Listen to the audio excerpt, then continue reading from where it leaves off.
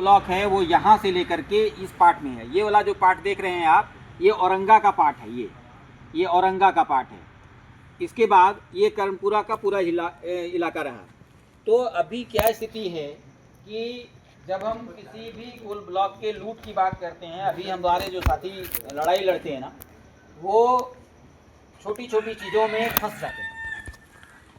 उनको ये समझ में नहीं आता कि हमें क्या लेना है, या संविधान क्या कह रहा है, हमारा कितना अधिकार है, ये नहीं समझ में आता है। उनको लगता है, या उनके जो कंपनी के जो दलाल आते हैं गांव में, अपने ही भाई भतीजे रहते हैं, कोई दूर के लोग नहीं रहते हैं, तो वो उनको सिखाते हैं कि कोयला है तो निकालेगा ही, और कोयला तुम्हारा नहीं है, कोयला किसका है? सरकार का है। ऐसा बोलता है, ऐसा ही बोलता है। ऐसा बोलता है। ये सबसे बड़ा झूठ है। कोयला सरकार का है, ये इससे बड़ा झूठ और कुछ नहीं है। उनको आप सुप्रीम कोर्ट के जजमेंट के बारे में उनको कोई पता ही नहीं है। सुप्रीम कोर्ट का एक जजमेंट आया था केरला के केस में, जिसमें सुप्रीम कोर्ट के जजमेंट में वो साफ लिख दिया गया है कि किसी भी खनिज का मालिक वही है जो ज़मीन का मालिक है। क्या आपको पता है ये फैसला? तो जब ये फैसला पता है, तब कोई कैसे कह देगा कि ज़मीन जो है सरकार का है, कोयला सरकार का है? अभी एक केस अभी आया है 13 तारीख को, जिसमें सरकार ने, केंद्र सरकार ने, मोदी सरकार ने क्या किया कि एक अमेंडमेंट किया, एक सुधार किया। क्या सुधार था? MMDR एक्ट है, mines mineral development regulation act 1957 का। उसमें 9A, 9B, 9C क्लॉज था। उसमें एक और क्लॉज घुसा दिया 9D। 9B और C क्या कहता है? 9B और C कहता है कि उस वहाँ पर जो मिनरल्स होंगे, उस मिनरल्स का जो एक्सेस और जो टैक्स लगेगा, उसका 10% जो रॉयल्टी होता है, उसका 10% DMFT फंड में जमा होगा, है ना? डिस्ट्रिक्ट मिनरल फाउंडेशन ट्रस्ट, है ना, जिला खनन फाउंडेशन ट्रस्ट बनाया गया, उसमें जमा होगा 10%, और वो पूरा का पूरा खर्च आपके विकास के लिए होगा, ऐसा कहा गया DMFT में। फिर C जो कहता है, वो कहता है केंद्र सरकार के पास वो जमा होगा NMET में, नेशनल मिनरल एक्सप्लोरेशन ट्रस्ट, है ना, वो जमा होता है, NMET में जमा होता है। तो झारखंड सरकार ने क्या कहा था 24 में कि क्योंकि ज़मीन का जो मालिक होता है, ज़मीन राज्य सूची के तहत आता है। हमारे पूरे देश में 3 सूची बनाई गई है संविधान में, केंद्र सूची, राज्य सूची और समवर्ती सूची, ठीक है ना? जब आप तीनों सूची को ध्यान में रखेंगे, देखेंगे सामने, तो जो भूमि का मामला है, कृषि भूमि हो या कोई भी भूमि हो, भूमि का जो मामला है, वो मामला कहाँ आता है? राज्य सूची में आता है, ठीक है ना? वो केंद्र सूची में नहीं है। तो भूमि से जो संबंधित चीज़ें होंगी, वो उसका कौन काम करेगा? राज्य करेगा।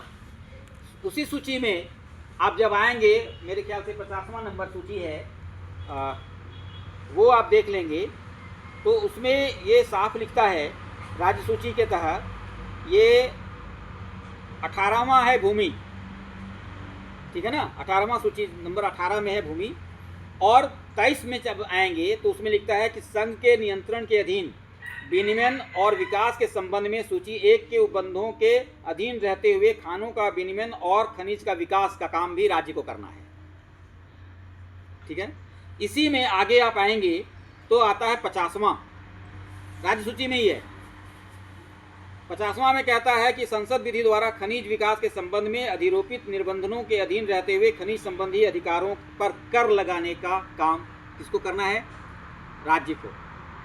इसी विषय को ध्यान में रखते हुए राज्य सरकार ने भूमि पर हर मिनरल पर अलग अलग टैक्स लगाया, और वो टैक्स लगाया 100 रुपया कोयले पर, ठीक है ना? वो हम आएंगे अभी बाद में कि कैसे लूट हुई है। तो 100 रुपया लगाया, और वो 100 रुपया कहा कि जितना भी मिनरल्स का आप करेंगे अलग अलग है, सोना पर, लोहा पर 100 रुपया है, कोयला पर 100 रुपया है, बॉक्साइट पर 80 रुपया है, ऐसे करके सभी पर टैक्स लगा हुआ है। इस टैक्स से उसको भी जो कानून बनाया, उसमें 5 विषय बनाया कि किस किस चीज़ पर हम खर्च करेंगे, है ना? जहाँ तहाँ नहीं खर्च करेंगे। तो पहला था कि भाई स्वास्थ्य, जो राज्य में जो हॉस्पिटल्स हैं, उसके डेवलपमेंट के लिए खर्च होगा शिक्षा जो राज्य सरकार की जो स्कूल कॉलेज हैं उस पर जो खर्च होगा, है ना, कृषि पर खर्च होगा, सड़कों जो राज्य सरकार की जो सड़कें हैं उस पर खर्च होगा। और पांचवा बिंदु है कि अन्य कोई काम जो सरकार उचित समझे वो कर सकता है। तो सरकार क्या कर रही है अभी मालूम है? 1 2 3 4 को छोड़ दी है और पांचवा अन्य पर काम कर रही है। क्या है वो? कहा कि अच्छा तो वोट कैसे आएगा? स्कूल बना दोगे तो वोट देगा कोई? कहता भाई तुम्हारा काम तो बना दिया। सड़क बना दोगे तो वोट देगा कोई? नहीं देता। कहता ये तुम्हारा काम था। तो कहा कि ऐसा एक योजना लाओ, मैया योजना ले आया। नहीं, बैठे बैठे 2500 रुपया दे दो तो वो वोट खरीदने वाला काम हुआ। ठीक उसी प्रकार से योजनाएं चलती हैं। और ये सारा का सारा पैसा एक योजना में लगा दिया। वो ठीक है, इससे भी किसी का भला हो रहा होगा, हम उसके बारे में नहीं कर रहे हैं। लेकिन सरकार अगर इसी तरह की योजना चला रही है, कुछ और भी योजना चला रही थी जो जनहित के लिए भी था, तो मोदी को लगा ये बात कि अगर ये योजना चलती रहेगी तो आगामी आने वाला चुनाव में क्या होगा? वोट बैंक तो उधर खिसक रहा है योजना खा करके, तो इसी को बंद कर दो। इसीलिए उसने संशोधन किया और 9D क्लॉज जोड़ दिया। 9D क्लॉज जोड़ा कि किसी भी तरह का कोई भूमि का शेष जो है वो राज्य ना लगाए, राज्य नहीं लगा सकता। तो नतीजा क्या हुआ? लगभग 8000 करोड़ रुपया झारखंड सरकार को एकाएक झटका लग गया। तो जब 8000 करोड़ रुपया का झटका लगेगा तो इस तरह की जो योजनाएं चल रही हैं, या जो गांव में जो स्कूलों के लिए, सड़कों के लिए या हॉस्पिटल के लिए योजनाएं चल रही हैं, वो क्या होगा? पैसे के अभाव में बंद हो जाएगा, है ना।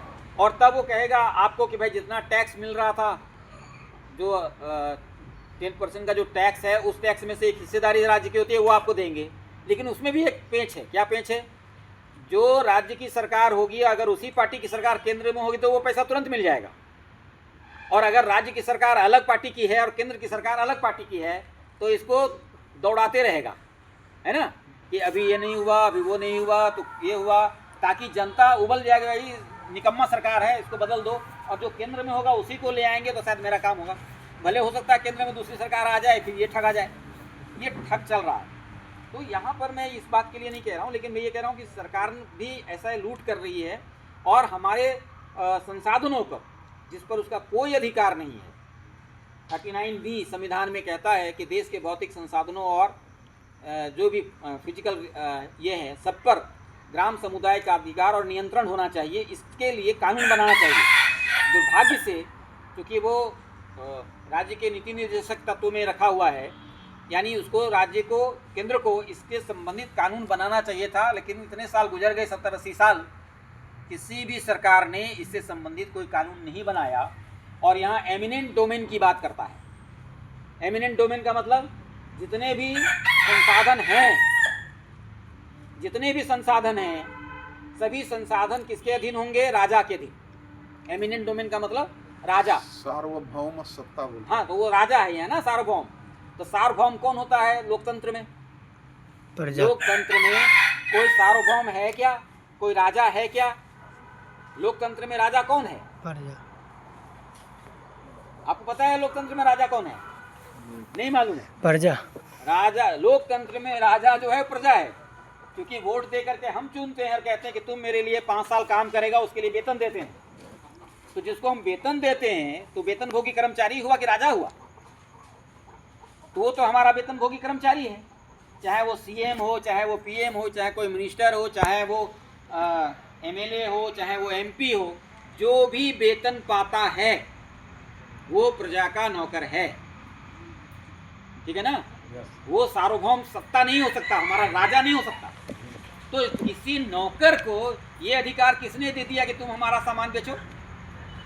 आपके घर में अगर कोई नौकरी करेगा तो उसको आप ये अधिकार देंगे कि मेरा घर बेच दो? नहीं ना, किससे पूछना पड़ेगा? मालिक से। मालिक से पूछना पड़ेगा। अब यहाँ पर यह हो गया है कि जो भी सत्ता में आता है वो सोचता है कि मालिक हम हैं, किसी भी जनता से पूछने की जरूरत नहीं है, और जैसा हम कहेंगे वही चलेगा। तो इसको समझना पड़ेगा कि हमारे लूट की क्या स्थिति है। जो हमारे यहाँ पूरा लूट है, उस लूट में क्या हम कितना लूटा जा रहा है, किस तरीके से हमको ठगा जा रहा है। जिस दिन हमको ये समझ में आ जाएगा कि ये हमारी लूट हो रही है, और तब हम विकास की बात करेंगे, कि इस विकास में हम कहाँ साथ होंगे, कितना साथ होंगे, और वो विकास हम खुद भी कर सकते हैं। ठीक है ना? तो तब हम इसकी बात करें। तो सबसे पहले